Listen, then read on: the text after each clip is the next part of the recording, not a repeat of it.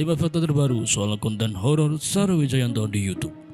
Cinta horor pasti sudah tidak asing lagi dengan sosok konten kreator Sarah Wijayanto.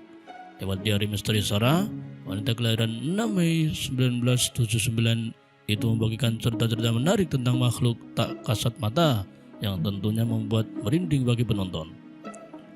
Lewat diskusi terbuka dalam acara Indonesian Millennial Summit 2020 yang diadakan pada tanggal 17-18 Januari kemarin, Sarah menyapa pada penggemar di panggung talent Trifecta yang menceritakan pengalaman mulai dari co-host acara horor sampai sudah mensukses sekarang sampai saat ini. Yuk, simak cerita serunya di bawah ini. 1. Perjalanan karir Sarah dimulai dari acara televisi hingga YouTube.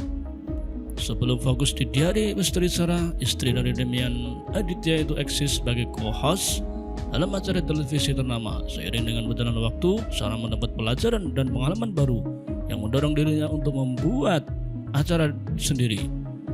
Seru banget ya, pasti kalau misalnya gue bisa punya acara sendiri pasti kan beda karena gak diatur. Dan sudah lama itu dari zaman menjadi co-host acara horor dalam hati kayak someday gue itu berambisi banget punya acara horor di televisi, ungkapnya. Tak lama kemudian impian Sarah terwujud, namun kenyataannya belum sesuai keinginan.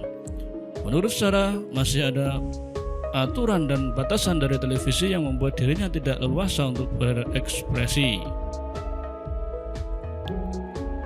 Gak tahu kenapa 2018 kemarin itu acara bungkus. Karena itu jadi aku tergerak untuk berurusin aja YouTube yang ini. Kebetulan suami punya banyak tim, aku pakai timnya. Sampai ya udah tiba-tiba nggak ngerasa sampai sudah setahun ini lanjut terus, akhirnya lanjut Sarah.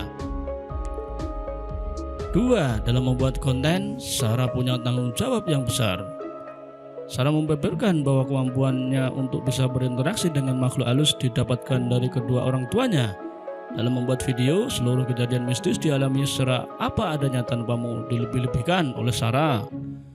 Aku juga gak mau bilang satu konten ini lebih baik daripada konten-konten lain ini. Gak mau, karena setiap orang ada cara sendiri dan pasti ujung-ujungnya akan cari keuntungan dari situ ya, ucapnya. Sarah memang memilih untuk tidak peduli dengan kreator yang menambahkan adegan dramatis di dalam videonya, karena menurutnya setiap video yang dibuat merupakan tanggung jawab masing-masing. Jadi pada saat aku bikin si diari misteri Sarah, aku punya tanggung jawab. Apa sih yang bisa aku bagi cerita tentang mereka, dan aku senang saja apa yang aku dapat malam itu pelajarannya. Aku bagikan juga ke orang-orang yang menonton dengan harapan siapa tahu bisa juga pembelajaran buat banyak orang, lanjut Sarah. 3. Sarah tidak meminta penontonnya untuk percaya penuh. Banyak penonton oleh menggemar konten horor. Sarah tak berhenti bersyukur dan rutin memberikan himbauan kepada penonton channel YouTube-nya. Aku juga selalu bilang kalau syuting di akhir kadang-kadang aku sisipin, kalian nonton apapun itu jangan gampang percaya, karena kalian harus punya filter yang baik buat kalian, mana yang nggak baik, mana yang baik, ujarnya. Banyaklah setiap hari pasti ada head comment nyinyir, cuman kan di setiap episode selalu bilang kami tidak ingin memaksakan apa yang kami percaya untuk kalian percaya. Kami di sini hanya ingin berbagi cerita, itu tagline tambahnya. 4.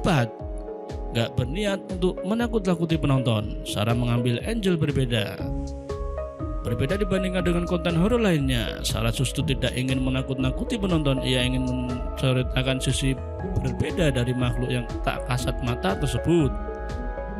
Saya kontennya nggak nakutin, nggak sama sekali, justru malah nonton untuk melihat sisi lain dari sosok-sosok yang terlihat mengerikan.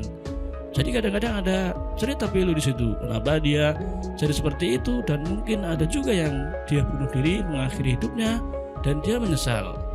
Jadi ada message, aku usahakan setiap episode harus ada pesan, jelas Sarah. Suka membuat penonton menangis. Sarah pernah dikomentari bahwa videonya seperti drama Korea lu. Katanya kayak drama Korea, soalnya suka pada nangis karena sedih gitu, lucu, dan tambahnya. 5. Gangguan dari manusia membuat Sarah geram. Jangankan untuk syuting di tempat horor, melewati tempat sepi dan gelap saja sudah membuat bulu kuduk merindingan. Nah, ada fakta menarik dari Sarah ketika dirinya dan tim diganggu dengan sosok misterius saat syuting. Ada gangguan dari manusia, justru malah ada yang mengganggu jalannya syuting dengan cara melempar. Sudah tahu kita syuting di situ, mungkin ada yang mau nakut-nakutin, melempar sesuatu gitu 2 kali terjadi, ungkapnya. Sampai suatu hari, Sarah dibuat geram oleh kelakuan usil seorang yang hampir mencelakai adiknya.